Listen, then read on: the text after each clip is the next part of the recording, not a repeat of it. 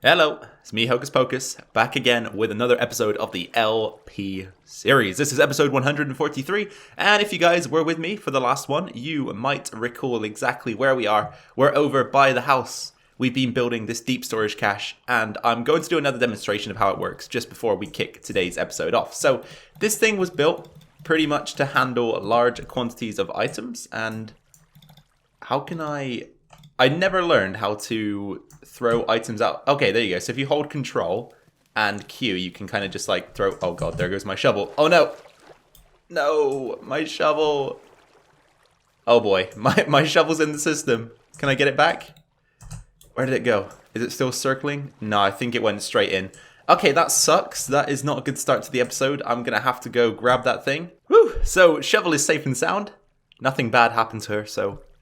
We're lucky, really. We're lucky. Anyway, here we go. Let's give a demonstration of how this thing works. So as I said, it is a storage system that will distribute items to you when requested. So we have two options. We can either hit the button here, and that will distribute exactly a stack. So let's give that one a test run. Takes a little bit of time, though. And then this one on the other side is a lever. So if we pull the lever, it will actually just fire items continuously until we switch the lever again to turn it off. So this method's a little bit faster to receive items, but you actually will not be able to calculate how many you're going to receive. So you can see it's beginning to spit items out up in the air like a little bit of a fountain. And we can just hang around here until it stops. Okay, it looks like it's still going because as long as the items are making their way up to this height, I think that means that they're being distributed. And then once it's stopped, it will just kind of bounce around at a low level. So if we grab that, you can see exactly a stack of stone.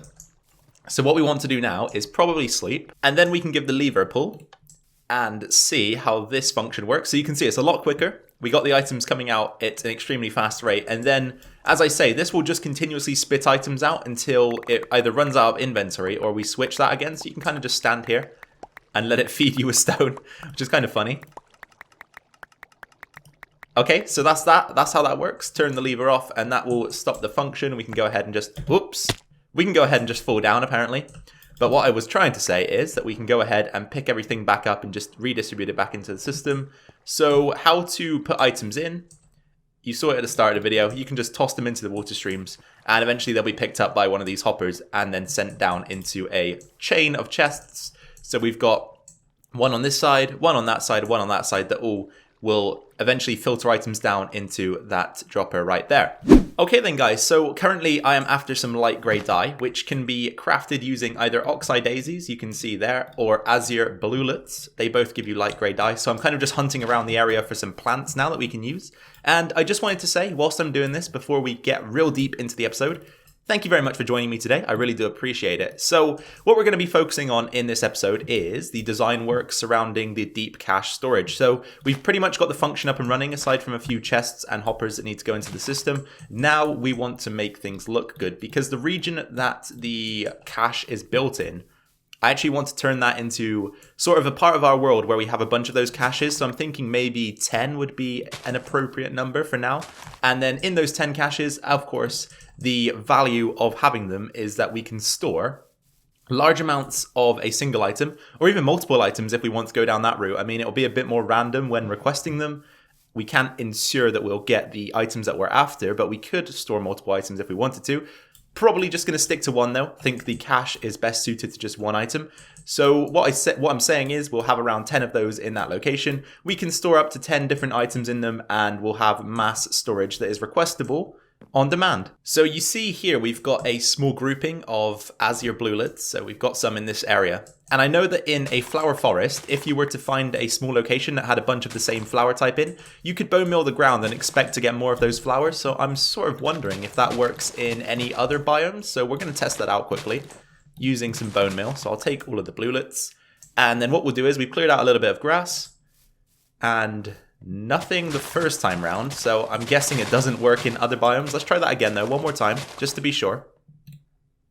Oh, okay, we got some oxide daisies, so I'm assuming it doesn't work then, although we can still get the plants that we're after, so these oxide daisies, again, are perfect for us, as well as the azure bluelets, whereas the cornflower dandelions, they don't really mean too much to us.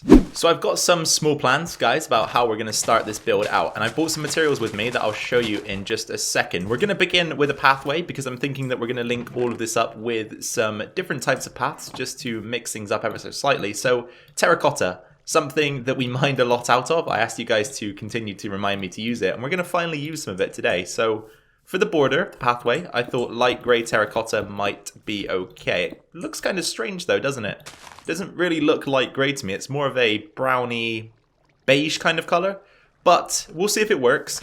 And then in between the terracotta, we'll have maybe a, what are we thinking here? Possibly 1, 2, 3, 4, 3 wide. Would 3 wide work? I don't think it would. I think we might have to go a little bit bigger because I want to use some bricks.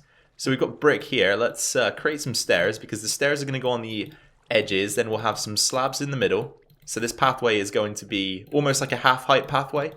So let's take a look at that. We've got the stairs on the outside. So the stairs will go along like this. And then we'll have slabs in the middle. But I'm trying to determine whether or not it would be wide enough if we just went with a 3 wide with stairs on the other side. It might look a bit strange because then we're going to have on the outsides as well some leaves like this. And then on the other side we'll have a similar type deal. So let's get rid of these blocks behind the path here. And more of the light grey with quotation marks because this to me doesn't look light grey at all. But I kind of like it actually. It looks okay, right? And then again we'll have leaves like this. So the leaves are almost like a barrier on the pathway. And as you're running through it, you'll have them on the sides. Ooh, actually this looks kind of low, doesn't it?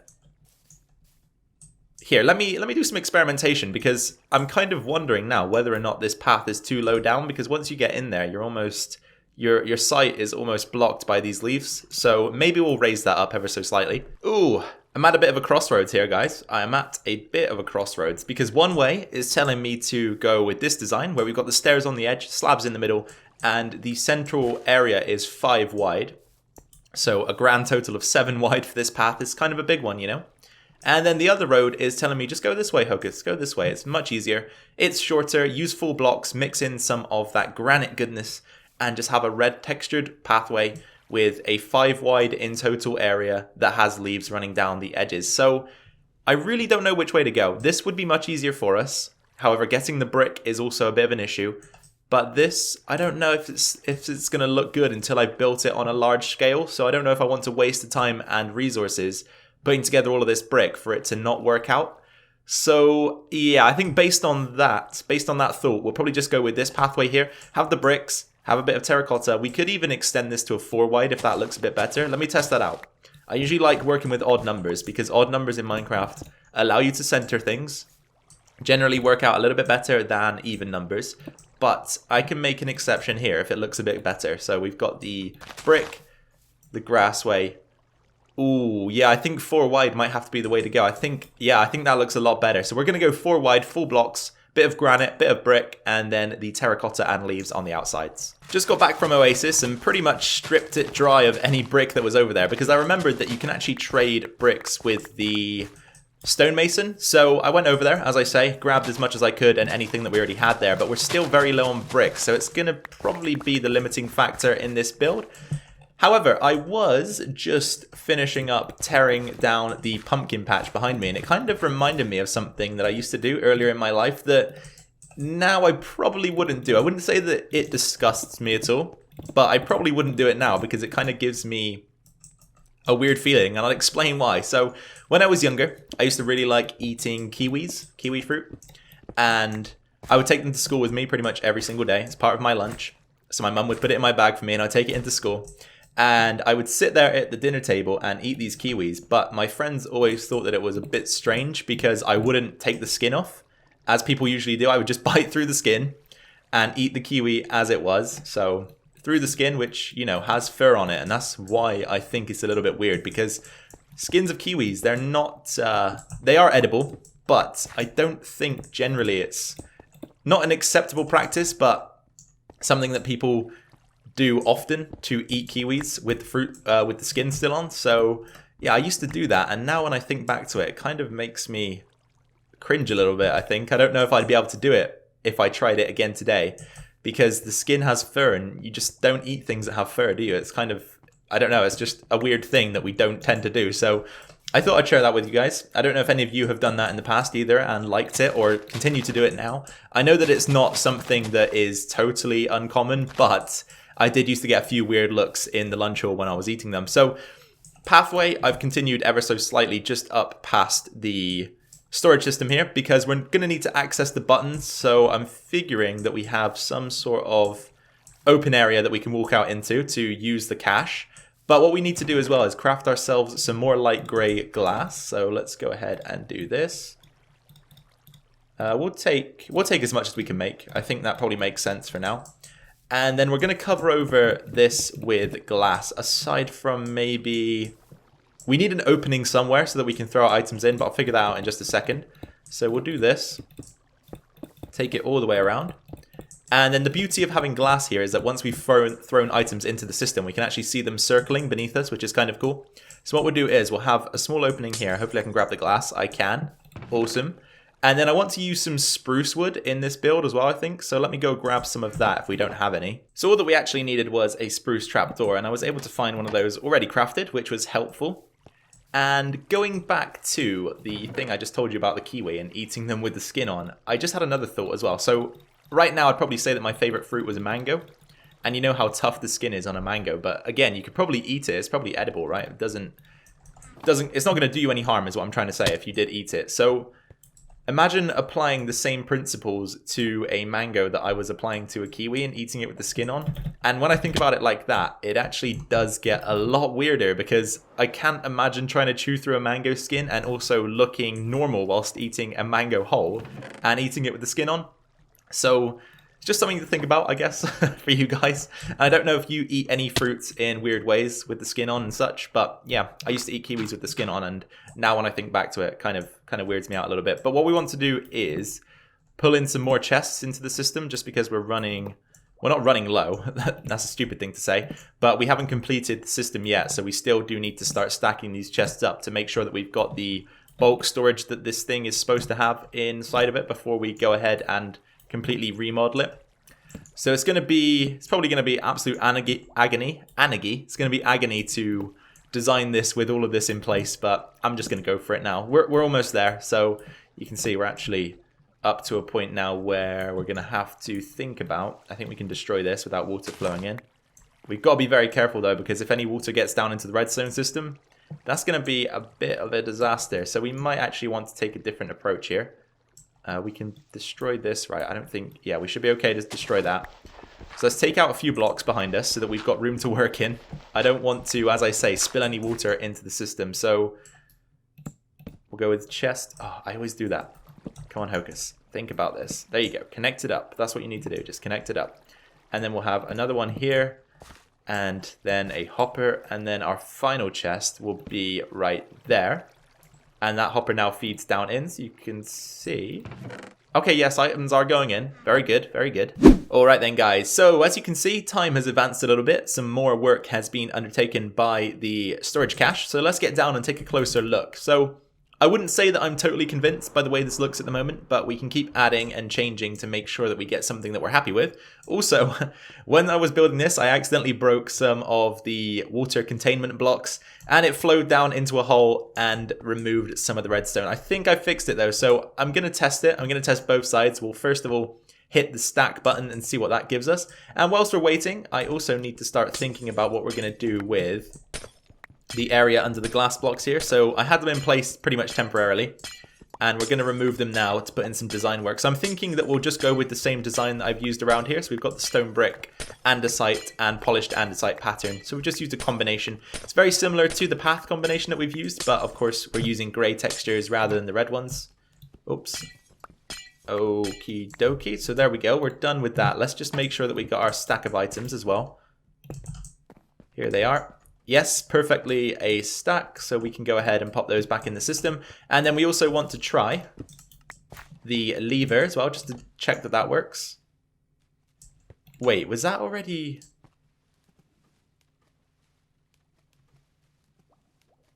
was that already firing before I pressed it? Hang on. What just happened? I'm fairly certain that that thing was activated before I pressed it. Okay, it seems to be working, but did you guys see that? It almost was like it instantaneously happened, so I'm wondering whether the redstone maybe is a little bit broken. Ah, yes. We're getting a stack from the lever as well, which is not good. So there are going to be some repairs that need to be made. That's a shame. Anyway, moving on. As I said, we're going to be using that same stone brick and andesite texture down here. So let's get that done. And here comes another lot. Whoopsie daisy. So it's just a case of extending one of the repeaters down in the system to fix this, I believe. I haven't tried it yet though, so you're only taking my word for it. I'm going to give it a test as we're working here. I've finished up designing the interior of the water streams, which I will need to place the water back in at some point. But once we're done with the design work, because as I say, I don't really want to risk any flooding of the redstone again, so we'll leave the water away if we can. So we're looking for a stack, and we're looking for no more than a stack, right? Once the stack has came out, we don't want to see any more stone. Okay, okay. Is that going to be my stack? 63, 64, there we go. So it took a little bit of time to get to me, but that's fine. And we're hoping now that for a few more seconds, this thing doesn't fire anything out, because that was the issue that we were facing just a minute ago. We were seeing too many items get dispensed, and it seemed as though it was just going to keep dispensing stack after stack. And when I went down to look, that was the case. The system was just repeating because the T flip-flop wasn't being activated. Oh, I've just realized as well, I've left the inside as dirt, haven't I? How did I make that mistake? Alright, turns out we're going to have to do a little bit more work, but then, after we're done with that, we will focus on getting the interior organized. I've made a decision, guys, on the internal design of these caches, storage caches. I always want to call them silos, but this is going to be called a storage cache. That is the official name, trademarked, of course. And what we're going to do is, I think I'm just going to line the inside of each of these caches with the item that they're being stored with. So in this case, it will be stone, and then we might have one for granite, for example. We'll line the inside with granite. And I think that gives us a good visual representation of exactly what we can expect to get from each of these caches. Because once we've built more than one, we're going to need a way to determine which one is which so that we know where to go when we require these items, of course. So I think that this will be a good start and a good help in allowing us to sort of visualize what each of these caches is going to make available to us. So that is what I'm going to do. We might even add some sort of trim in somewhere, maybe alongside the chests, just to give it a little bit of difference. But for the most part, I should say, we're going to just go ahead and use the material that is contained within these caches. I think that's a good idea, as I say, a good visual representation of what exactly is going on. So to make sure that everything is perfect, I'm going to circle around each of the chests and just fill it all in with stone, just so that when you're looking in, you're not going to see any other blocks aside from stone at all, because you might get a sneak peek of perhaps some andesite or something like that that's hiding behind the chests. So I'm going to ensure that that is not going to be the case by doing some of this tedious work, because the majority of it is actually stone. So most time we're mining out stone to replace it with stone, because time just, time is not valuable at all. I'm kidding, of course. But anyway, I'm going to continue getting this done, and then I will bring you guys back in just a second so that we can see the finished piece. And as I say, I might add in that trim, depending on how I feel about things, and we'll probably be wrapping up the episode at some point after that. So catch you in just a second. Alright then, so there you have it. The entire cache has been filled in with stone, as I say. Now it looks a little bit blank, so we could possibly think about adding something else to it. I didn't really know whether or not to add a trim alongside the chests. I was kind of considering it, but then I really just couldn't bring myself to visualize whether or not it'd be good without trying it, and I think we'll just save that for another episode. There was also something else I think that we might be able to do with these caches at a later date, and that's add in some lighting to show how far up the system the storage is full. So, for example, with the silo, you can see which chests have items in by which light is turned on. So I think we could do something similar in this system if we wanted to. So that might be something to look at as well at some point. But I'm just going to fill back in the water here so that this thing is back in action. We need one more bucket. And then, as I say, we'll think about wrapping up today's episode. So let's pop that in there. We've got a bit of glass to go back in the corners. There we go. And this design, still not 100% convinced by it, but it's a foundation to work from, right? Which is good. Then we can throw in some stone that we've got left over here. That'll go into the system and get picked up and stored away. So as you guys know, this is back to working order. This is what we've got so far. Let's take one last aerial view from atop the house here. I quite like coming up here for an aerial view. It gives you a good overlook of the area. So this is what we got so far, and just imagine, as I say, having maybe around 10 of these caches dotted around this area with pathways running between them all. Bit of nature work done as well, a bit of terraforming perhaps, and I think altogether that could look quite cool, but as I say, this might still require some work. Anyway, you guys, I'm about to wrap up this episode, so once again, I'll catch you after this following cut. Alright then guys, welcome back to this episode for the last time for today. I've been Hocus Pocus, this was episode 143. I do hope that you had as much fun watching it as I had recording it. I had a bunch of fun recording it, and yeah, we've made some progress, right? This is good. Foundation to work from, as I say. So if you did enjoy it, please be sure to drop a like down below. That'd be much appreciated by myself. Any questions, suggestions, comments, or feedback, pop those down in the comment section below, and I'll be sure to get back to those of you that I can. And finally, if you're new around here or haven't subscribed yet, then please be sure to at least consider subscribing. You can stay tuned to this series and any other Minecraft-related content that I decide to post. There will be a lot of it to come, so don't worry about that. If you love the game as much as I do, I'm sure you'll be interested in this channel. So once again, you guys, I really do appreciate the fact that you've taken precious time out of your day to come and watch my video. I'm very grateful to have you here. Take care of yourselves. Take care of your families. I've been Hocus Pocus once again, and I will catch you all in the next one. Bye for now.